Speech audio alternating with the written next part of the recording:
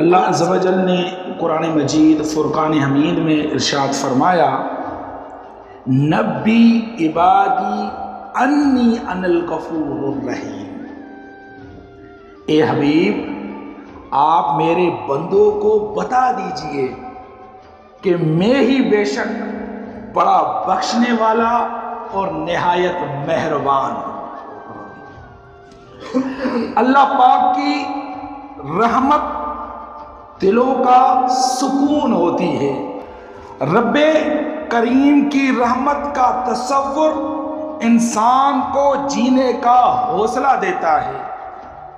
جیسے جیسے اس کی توجہ اپنے مالک کے کرم کی طرف بڑھتی جاتی ہے، اسی روحانی ایمانی قوت بھی بڑھتی جاتی ہے۔ میرے پیارے نبی کے امتیوں، انسان کتنا ہی گناہگار کیوں نہ ہو، اسے کبھی بھی مایوس نہیں ہونا چاہیے، کیونکہ اللہ کی وسیع رحمت ہے، اور اللہ کی وسیع رحمت کے سامنے ہمارے گناہوں کی کیا حیثیت، کیا اہمیت، بشرطیکہ کہ انسان اپنے گناہوں پر نادم ہو، شرمندہ ہو۔